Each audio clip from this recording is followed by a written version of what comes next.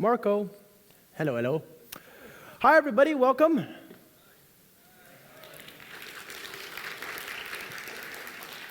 I didn't want the applause, although I appreciate it.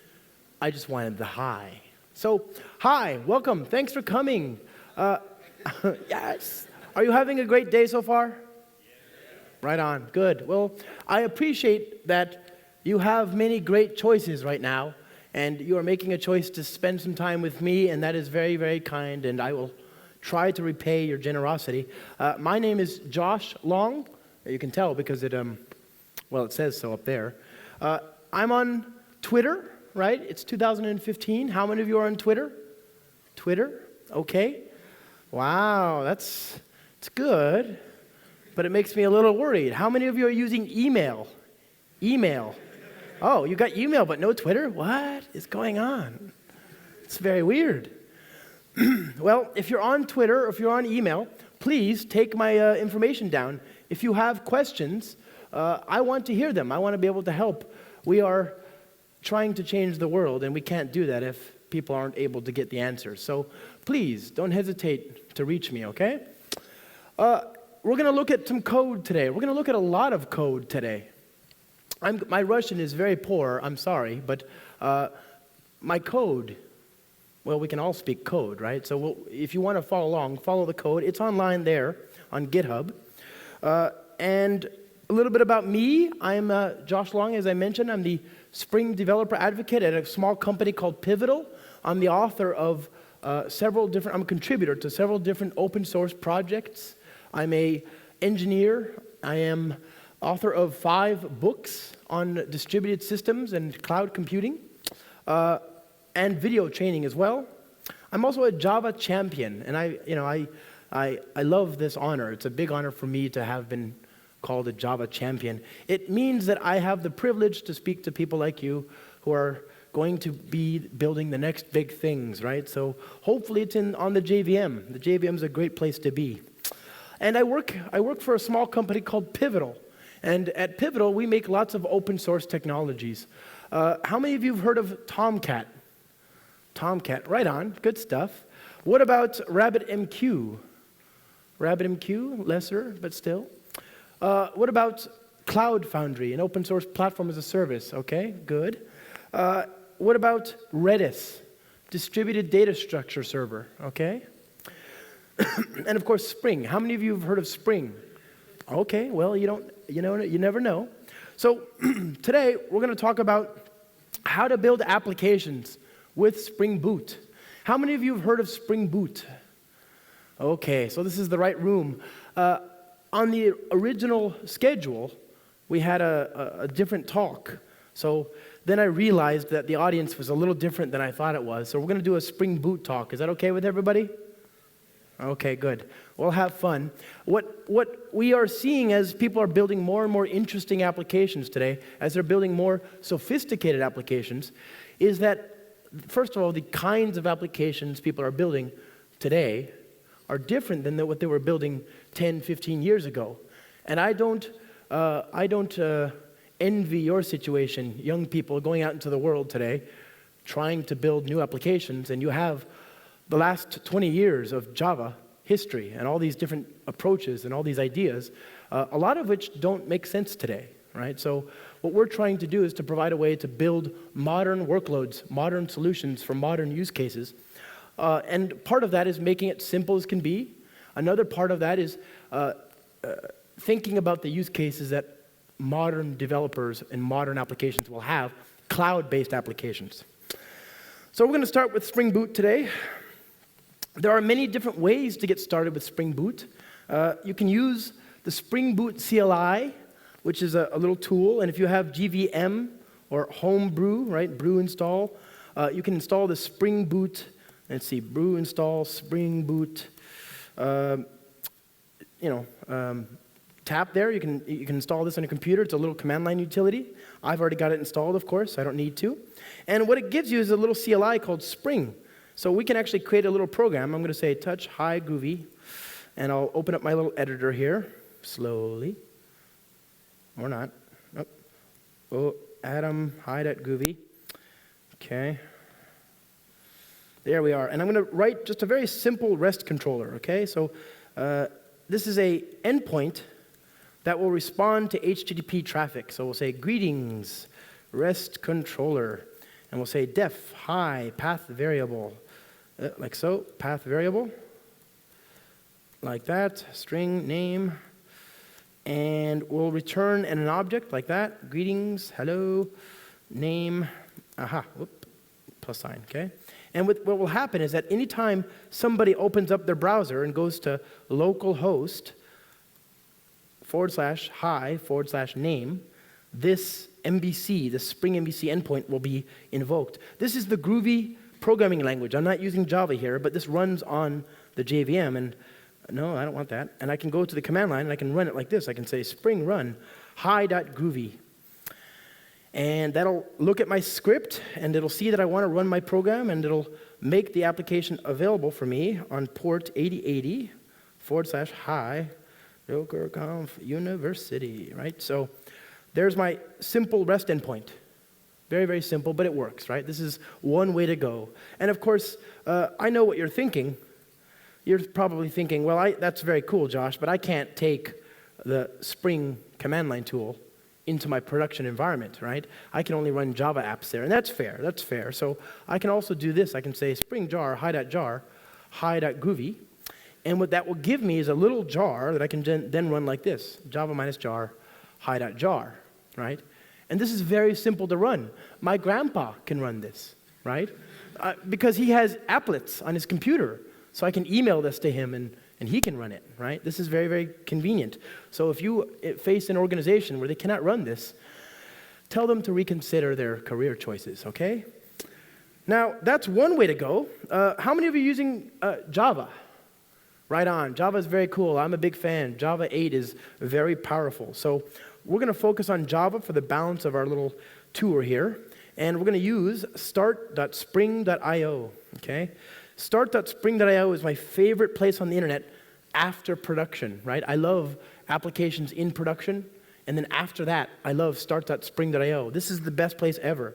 If you have, if you want inspiration, start.spring.io. If you're bored and you just want something fun to do, start.spring.io.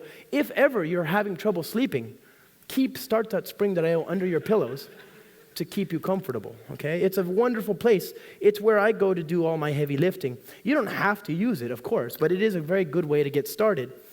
So what I'm going to do is I'm going to build a Maven project. Of course, it could be Gradle or indeed any other build tool.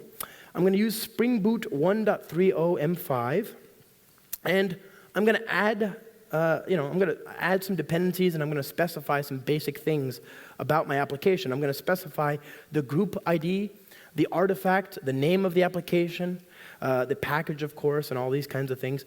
And I'm going to specify jar versus var. How many of you know what a var is, a .var? Okay, so if you are stuck in the distant past, long time ago, 15 years ago, and you're not able to move forward to the future, then you can choose .var, right?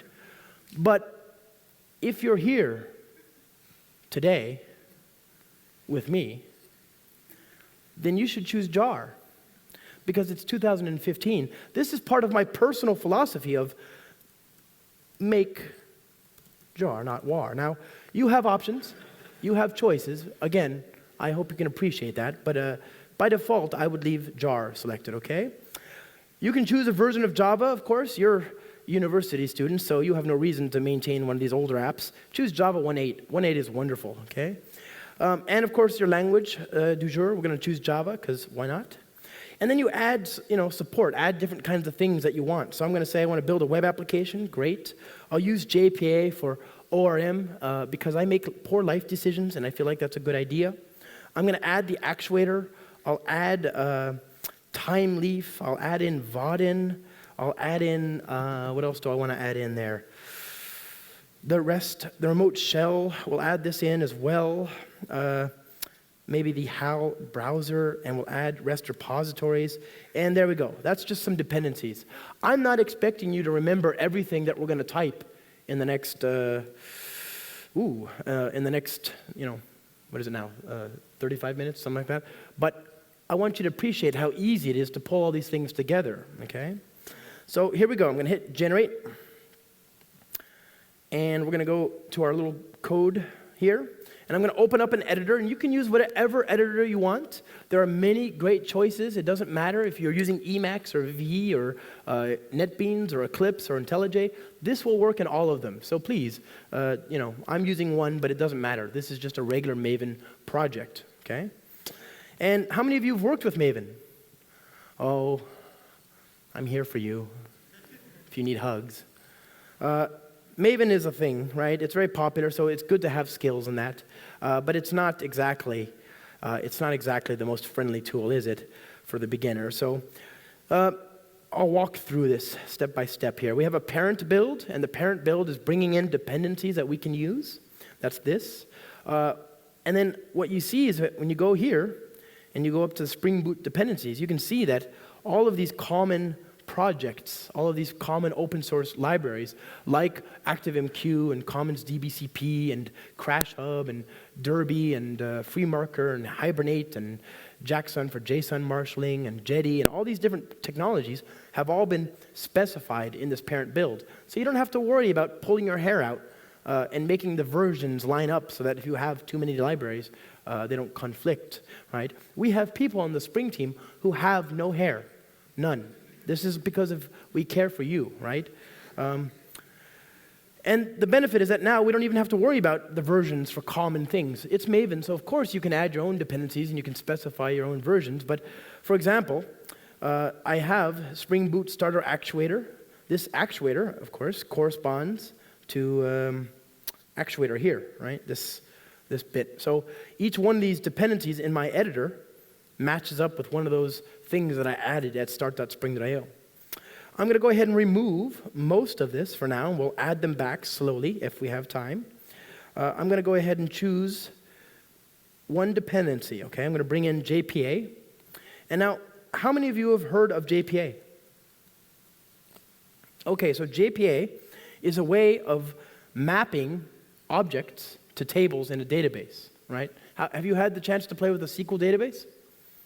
Few of you? Okay, very cool. You guys are kicking butt. JPA is just for people like me who are lazy and I want to get stuff done faster, so I use JPA. It's very convenient, okay?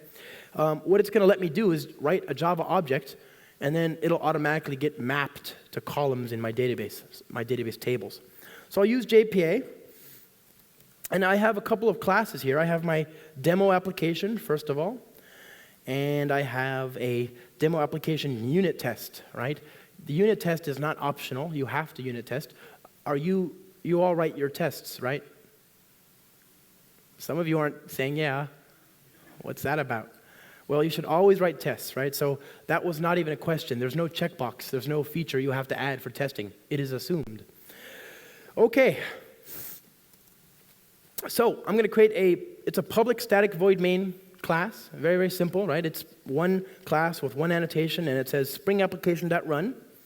When Spring starts up, when this runs, it's going to start Spring up, and then Spring is going to find components that we define, okay? So the first thing I'm going to define is a component of type reservation. A reservation is just an entity that I want to store in the database, okay? I'm going to use JPA to tell my framework here to map this table this object to a table called reservations, okay? I'm going to give it a primary key, so I'll say private long ID, and I'll say @generated_value, and this will tell JPA that this is going to be a primary key column called ID that will be auto-incrementing. And then I'll create another field called reservation name, okay? And this will be a field in the database called reservation_name. Right? So that's all this is doing. Whenever I save this object, it'll get written to the database under those columns, and it saves me a lot of work. Okay? So I'm going to create a constructor for good object-oriented practice. JPA requires that I specify a no-argument constructor. Okay? So I'll leave that there. It doesn't have to be public, though. And I'm going to give it a toString. And so that'll be my JPA entity to save data to the database. I'm going to move that to its own public type, okay? And we'll remove this. We'll say public. And here we go. So demo application. Now, I need to save my data. I need to read it. I need to update it, etc.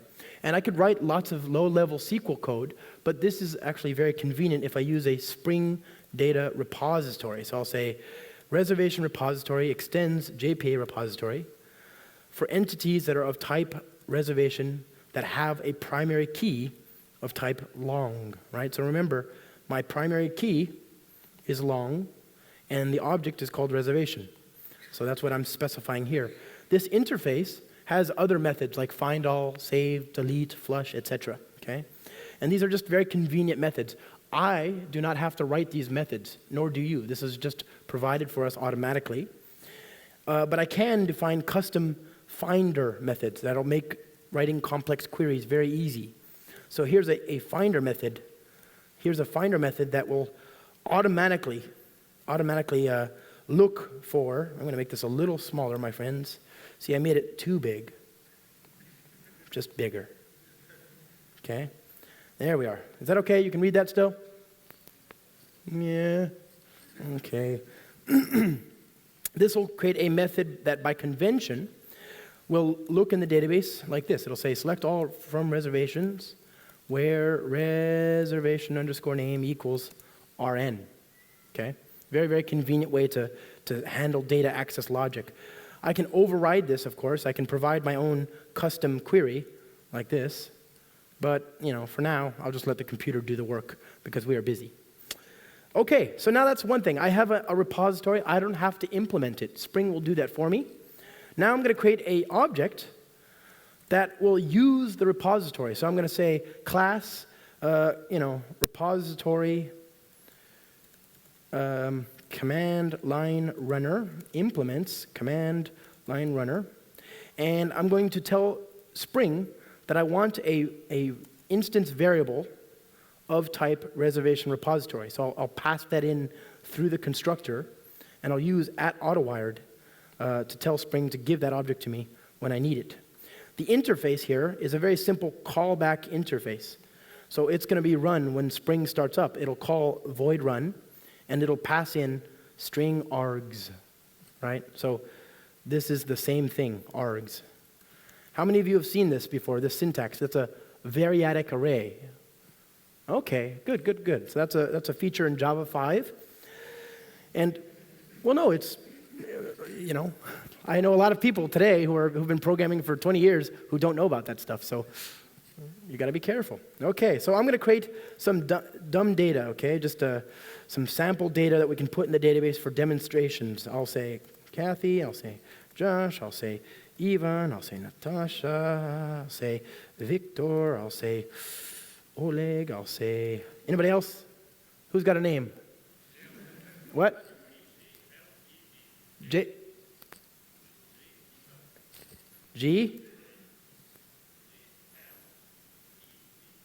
Glee?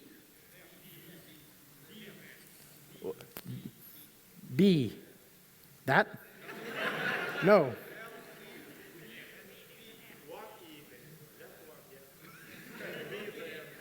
Like that? Whew, that was really hard.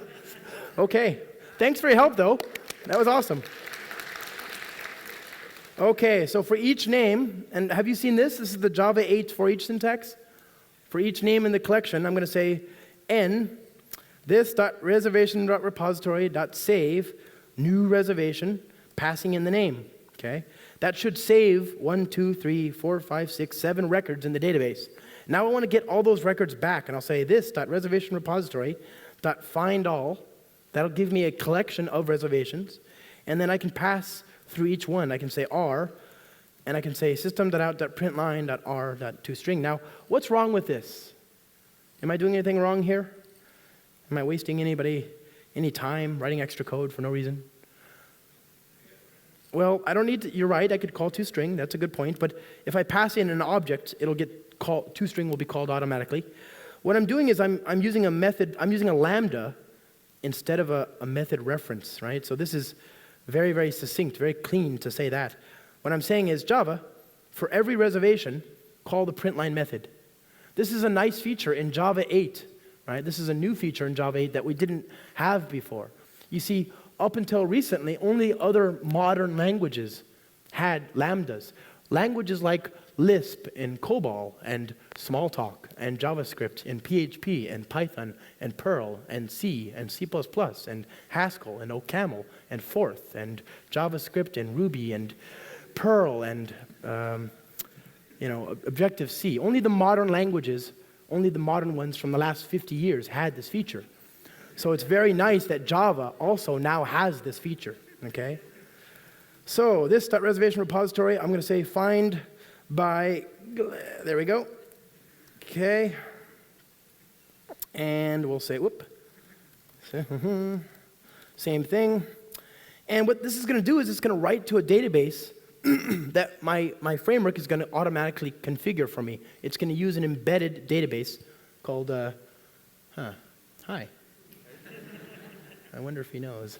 So it's going to use an embedded database that Spring will automatically configure for me. So I don't have to configure it for me. It's in memory. So each time I restart my program, the memory will be lost. But that's okay, because I'm doing a demo, so we can just use it as an example. Okay, so let's go ahead and run this now. I'm going to right-click and click on Run My Application. It's just a public static void main application after all, so we don't need to... Hi. We'll add our embedded database. I'll bet you that's what it is. Right, see, I forgot to add my little database. I'm going to use H2. This is an in-memory embedded database like SQLite or like Derby or HSQL. So it's very good for prototyping, for moving quickly. Okay.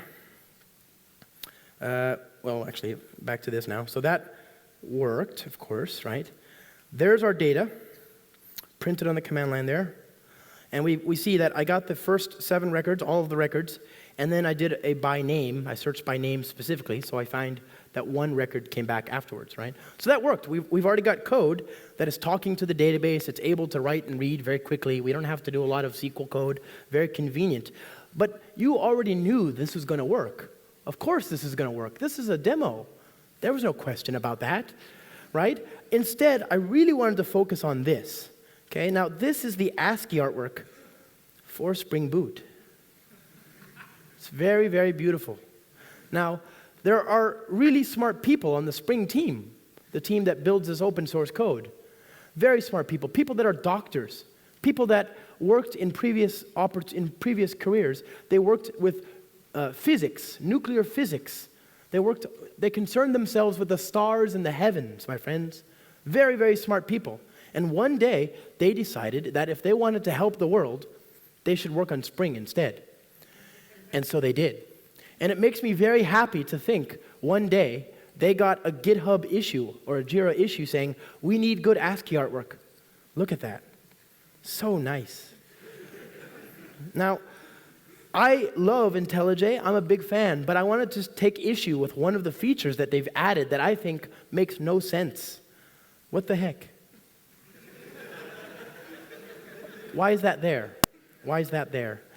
I think we should get rid of it. I'm just saying I don't think that's a good feature. Now, of course, some people will want to change that ASCII artwork, and that's fine. That's fine. I can appreciate that. So you can. It's easy to do, right? So we'll go here, and we'll go to a very useful website, and we'll change this to be more interesting. We'll say epic, and we'll say Joker for the win, okay? No, I don't like that one. Do it, no, epic. Okay, that is pretty good. So we'll choose this and go back and we'll override the default behavior. We're going to add a little file here called banner.txt. Okay, banner.txt. And then we'll restart. Much better, right? I think we can agree. Yes, absolutely. Good. So that's one interesting feature we've added to our application that, of course, when you go into the working world, people will care about this. Now, this is an application, and we are talking to the database, and we've got data working quickly, and we're able to read and write. But in the modern world, most of our applications are going to be web services of some sort, web applications and web services. So we should build a REST controller here, okay? We're going to go down, and I'll build a REST controller. How many of you know what REST is? REST. Okay, good. So it's a way of mapping state from my database. It's a way of mapping entity state to HTTP, right? So I'm going to go back here, and I'm going to bring in Spring Boot Starter Web, okay? That's that. And then once that's there, I can revisit my code, and I can say class reservation REST controller. And I'm going to do as I did before. I'll say private final reservation repository, create a constructor. I'm going to inject the constructor. I'll tell Spring to give me that instance variable for me. And I'm going to say that this is an HTTP GET endpoint that will respond to /reservations, okay? And now, whenever somebody goes to /reservations, they will get all the data in the database, which is a good idea for a demo, but maybe not the most practical thing in production, okay? So there we go. That's up and running. Good ASCII artwork. That's important. And now we can go to here, and we can say reservations /. There we are, okay? So there's our REST service. Very, very simple. But if you think about what I've done here, I've spent a lot of time sending data back and forth. By the way, this is what it looks like without the pretty browser plugin, right? I have a plugin here to make my stuff into a tree. Without that, this is what it looks like. I've spent a lot of time here to write code, to read data from my database and so on. I don't want to have to maintain that, especially as things get more complicated. So I can go ahead and remove this extra wasteful code here. Goodbye. And I'm going to bring back Spring Boot Starter Data REST. So I'll say Spring Boot Starter Data REST. Okay? I'll go back here, and I'm going to just change my repository to be a web service. I'll say repository REST resource.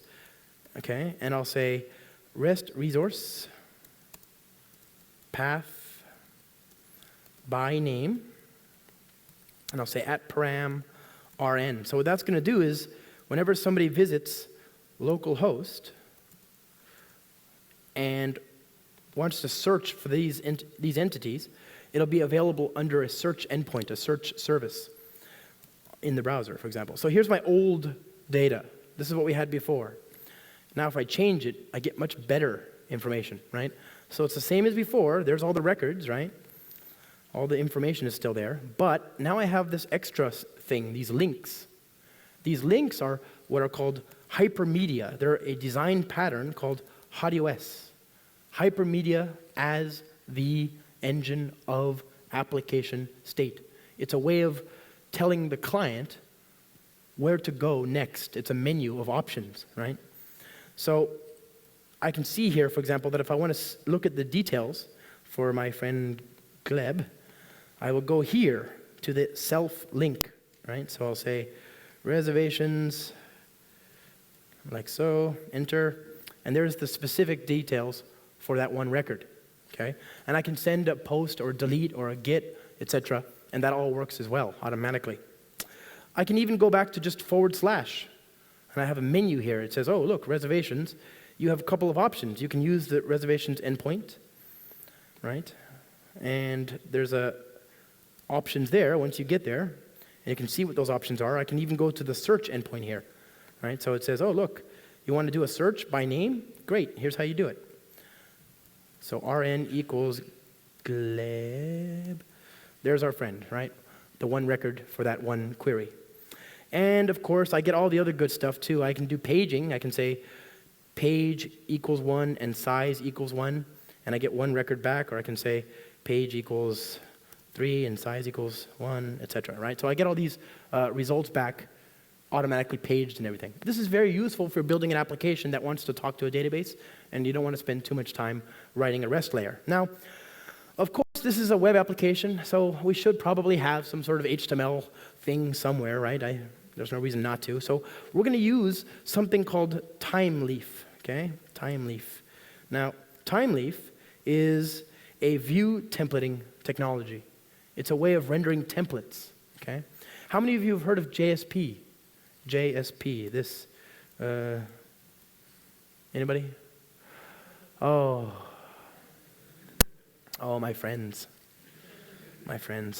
I give away open source hugs for you, okay? If you're struggling, we can fix this. Now, we're going to use an alternative. We're going to use something called Timeleaf that is much more friendly, okay? So I'm going to bring that in. I'll bring in Timeleaf like this.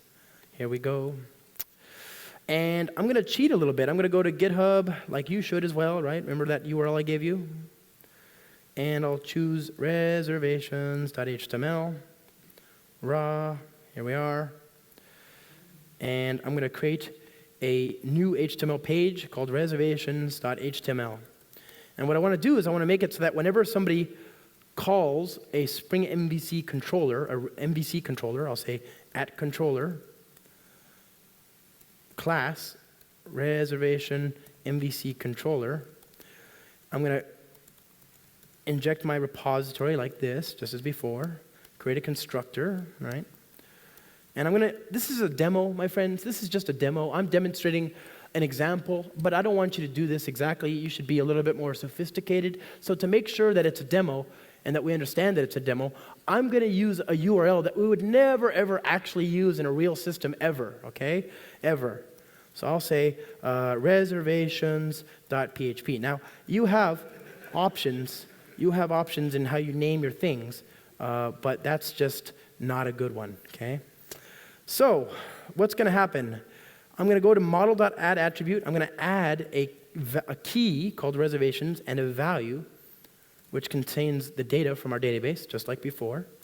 And I'll say return reservations. And there you go. So this is going to be a map, basically. And it's going to have a key called reservations.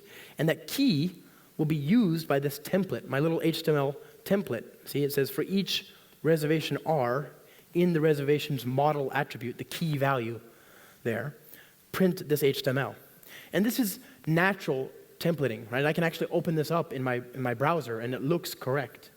You will discover when you move into the working world and you start using JSP is that there's animosity. People don't like JSP. It makes them sad. If you ever go to work and you find a bag of poop on fire, that's probably the graphics designer people who are upset that you use JSP instead of a real HTML dialect. If you want that to stop, do something else. Almost anything else. There are things on the street that are better for rendering templates than JSP, okay? So we'll use this, and we're going to load that application up. Here we go. Restart. Oh, could you hear that? Oh, that was so good. All right. So localhost reservations.php. All right, there we go. So very, very simple, but it works, right? It's an example. Of course, if you're doing like a modern JavaScript app kind of thing, you're probably just going to load a regular HTML page and then send back JavaScript and CSS and so on, and that's fine, right? So if you're doing that, put that in the static directory. So I'm going to create a new file called hi.html, and I'll say h1, Joker conf, whoops, university, right? Now we'll just do hi there. So there we go. There's my simple HTML page. That's one option, so I can restart that. And this will not get processed by the server side. It'll be sent directly to the client, and then you can load your Angular or your Ember or your React-based Vue, etc. Right? So that's fine. That's an option. Here we go. If you're trying to build a user interface very quickly and you don't have time to spend writing JavaScript and HTML5 code and all that stuff, you might just want to build a UI, just something that people can use to manage data, and you don't want to spend too much time. There are some good options as well. There's one thing that I kind of like called Vaadin. And Vaadin is not a Spring technology. It's written by a third party, but it's very easy to use Vaadin and a lot of other technologies with Spring Boot. So I'll add that back. I'm going to add the Vaadin Spring Boot starter. Remember that all the other ones say Spring Boot starter, whatever. Well, this one is a Vaadin blah, blah, blah starter, okay? So it's different. So now I've got that. I can go here, and I'm going to build a new interface. I'll say Spring UI, Alt-Enter, path equals UI, and I'll say @theme, Valo, and I'll say class, and I'll say reservation UI, extend UI, okay? And just as I did before, I'm going to declare a field of type repository, create a constructor, okay, there we are, and I'm going to implement the missing method from the interface, the init method, and in the init method, I'm going to build a table, to columns and rows and so on. I want to show the data in the database in a Vaadin table. So I'll say table, and I'll say that the table should be full-sized, okay, there we are, and that the data should come from our repository. So I'll say new bean item container reservation.class this.reservation repository find all, and then I'm going to make the table the one component on the component on the UI. Okay, I'll restart this, and what this is going to use is something called Google Web Toolkit. How many of you have heard of Google Web Toolkit? Okay, so it takes Java and it writes it into JavaScript. It's a little magic, but it does work. So this is based on that, and when I run the code, I get this fancy little table. I can sort it and so on, right? Is it the prettiest thing in the world? No, of course not, but it does work, right? So this is all very good. We have an application now talking to the database. We're able to create HTML and build a user interface with JavaScript. We've got server-side rendering as well as client-side rendering. We've got a lot of options here, but the goal with Spring Boot isn't just to write pretty applications. It's to get applications into production, right? You're going to find as you go out there and you start building amazing things, the amazing things I know you're going to build, that your employers will love it if you actually deliver software into production. If you spend all year just writing code and nothing ever gets shipped, it makes people sad.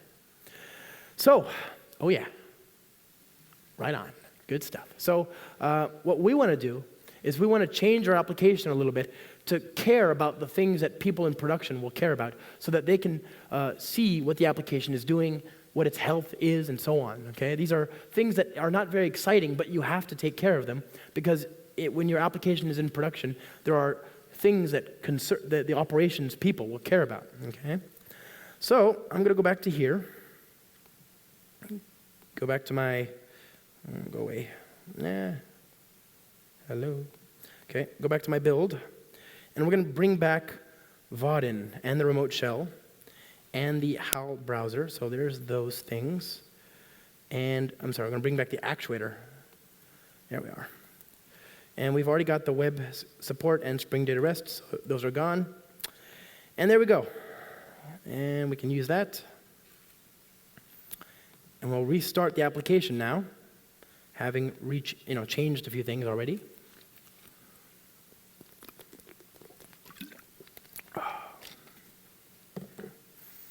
So now I've got my application here. Reservations, I'm making requests, and so on. If I go to reservations.php, you'll see the data is there as well. I'm making a lot of requests just because I can. I'm going to /, and I get this pretty endpoint, first of all. That's new, right? So this is a endpoint that I can use to interactively explore the REST API.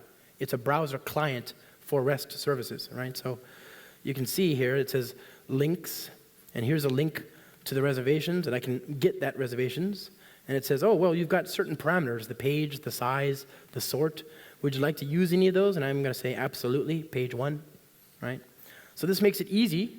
Once your application is in production, somebody who wants to explore the API can use this to interact with it dynamically. So that's one concern. Another thing that I want to do is understand how many requests I've made and what the state of the application is. So I'm going to go to /metrics, okay? And I'll see that I have so much memory free, this much uptime. I can see that I made 30 requests to reservations.php, and I had a status code of 200, right? So I can see how the application is doing, what its health is doing. I can see that if I go to env, whoops, not that one, env, this, right? It'll show me all of the properties on the environment. This is my system.get properties output here, right? And then here's my system.get env output. But notice that all the private information, like my browser stack access key, is hidden, right? Very convenient, very smart.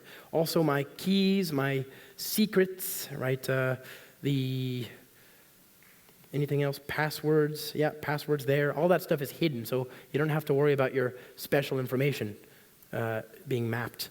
If I want to see what endpoints are available to traffic and to see which Spring MVC controller or component is handling them, you can go to /mappings. This is good for understanding what is exposed to the outside world for security. So here you can see, oh, look, reservations.php is provided by this reservations MVC controller.page method that I created earlier. And I can see that, for example, the error endpoint produces HTML, I can see that the info endpoint only lets you work with HTTP GET. If I go to beans, I can see that these objects are wired this way. These are all the objects and how they relate to each other. And of course, my favorite endpoint is health, right? So health tells me the disk space, the database, and all that. This is very important for understanding how your application is doing. So this is one way to get access to that information. Another way is to use the built-in remote shell. So I'm going to go here, take this information. It's giving me a default username and password. You can configure Spring Security if you want, but I'm going to use the default one here. I'm going to say term SSH-P 2000, and I'll say user at 127.0.0.1, paste, good quality ASCII artwork, very important in a production situation, calms the nerves. I can ask for help once I'm in the SSH server, and I can say, oh, well, show me the metrics. There's the metrics, right? I can say endpoint list, endpoint invoke, health endpoint, of course. So all of that stuff is there from here. My favorite perspective is dashboard, right? So this is the dashboard. It shows you the code cache, the metaspace, the heap, all of that stuff. And it shows you top, basically, the running threads in the application. So all of this is designed to make it easier to understand what the application is doing when you run it. When you want to deploy, we make it very easy to support that as well. So there's a cool feature inside of Spring Boot 1.3 that I'll show you here. I'm going to make an executable jar. Okay, so I'll say configuration, executable, true. And I'm going to go back to my desktop here. This is on the downloads demo directory. Downloads demo. And I'm going to go to my code, Maven clean install. Okay. I should have written a test. Just not enough time. Great ASCII artwork. And now I can go to the target directory. And here we have a so-called fat jar. Okay. How many of you have seen a fat jar before? This jar contains everything you need to be able to run the application. Perfect. This is not a regular jar, it's a mega jar, right? With everything. du-hs, etc. Now, I have a question, students of Java. How does the JVM read a jar? Do you know? How does an operating system read the jar or read a file?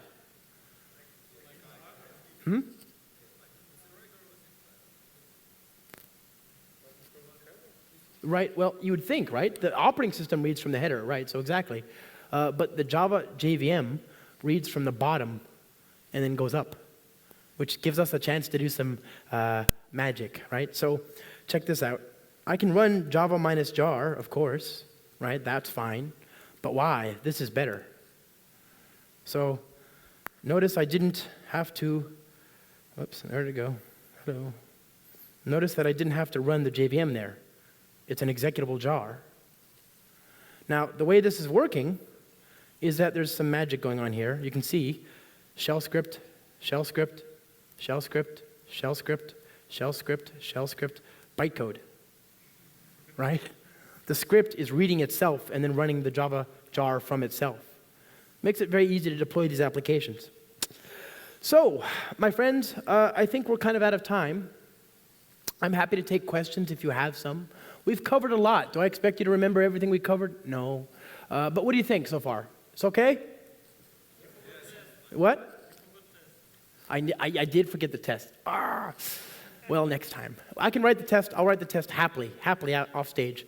I appreciate your time. here today. I hope you're having a good time.